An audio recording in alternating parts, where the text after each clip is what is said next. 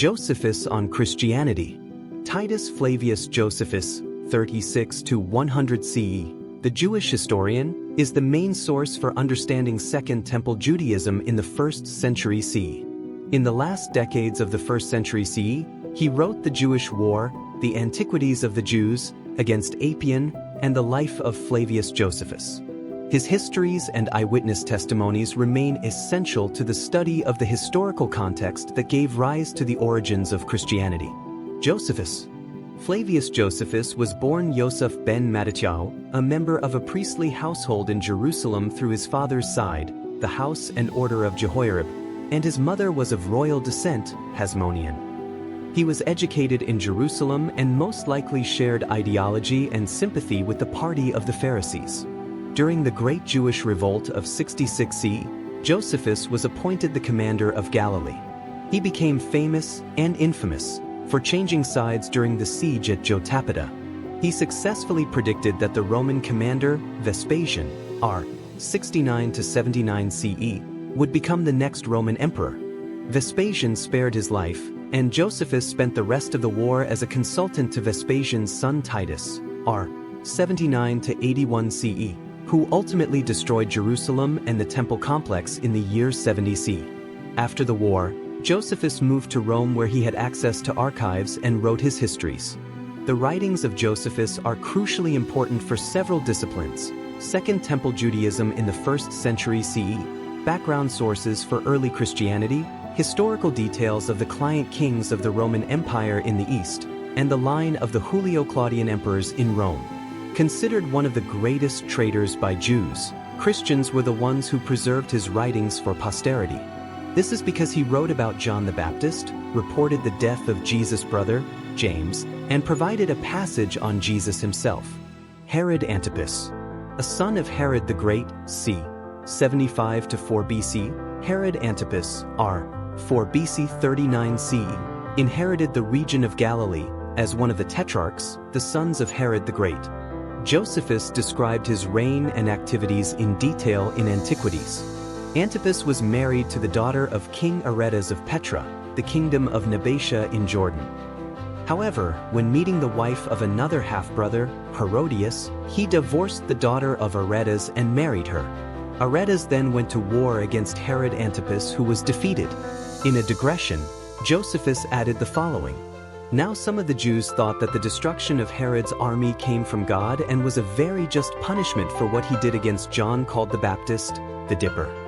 For Herod had him killed, although he was a good man and had urged the Jews to exert themselves to virtue, both as to justice toward one another and reverence towards God, and having done so joined together in washing.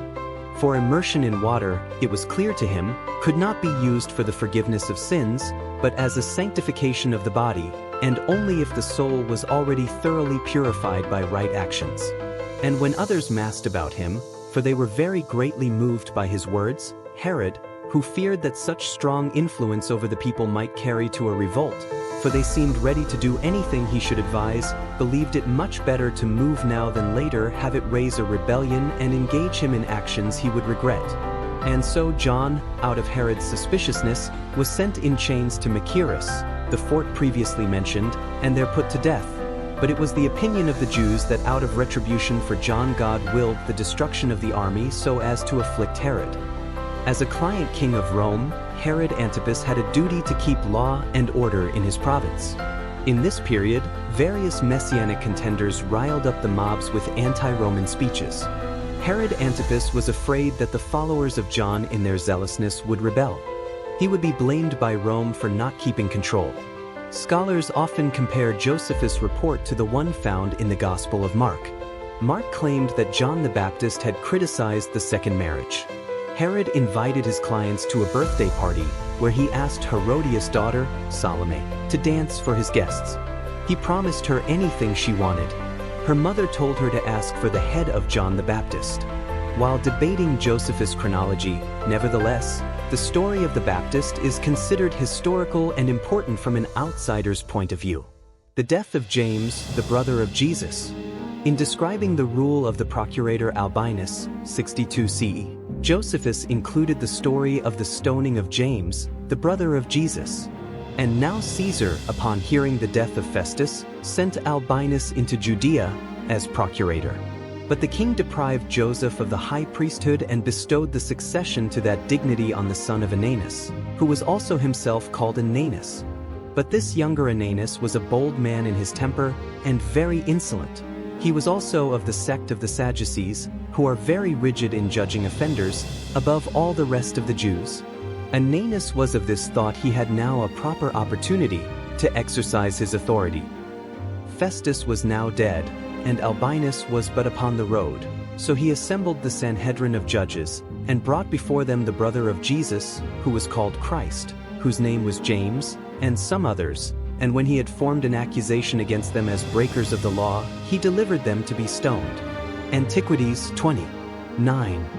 Ananus was dismissed as high priest for acting on his own before the next Roman magistrate had arrived. Josephus did not clarify the details of the accusation as breakers of the law. However, by the 2nd century CE, the story of James was expanded to include details of his piety so that he was then known as James the Just.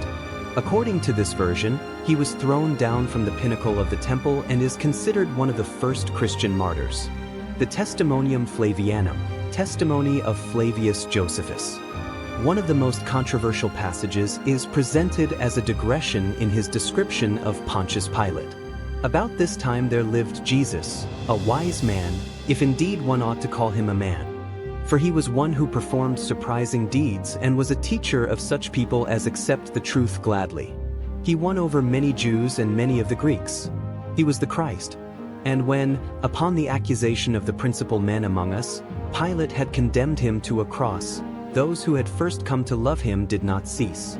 He appeared to them spending a 3rd day restored to life, for the prophets of God had foretold these things and 1,000 other marvels about him. And the tribe of the Christians, so called after him, has still to this day not disappeared. Scholars debate if this passage was originally written by Josephus or added by a later Christian to validate Christian beliefs. It became more famous in the Middle Ages as proof of the story of Jesus, as it demonstrated an objective, outsider's point of view. The passage is problematic because aside from the mention of Jesus as the Christ in the story of James, there is no other reference to the Jesus movement. What is odd is the fact that if Josephus believed that Jesus was the Christ, the Messiah of Scripture, there should have been more details and references to the missions of the apostles throughout the empire. But after this passage, he went on to describe more abuses and conflicts under Roman rule. Some modern scholars attempt to recover the original by eliminating the Christological references, turning it into just one more report of a messianic contender.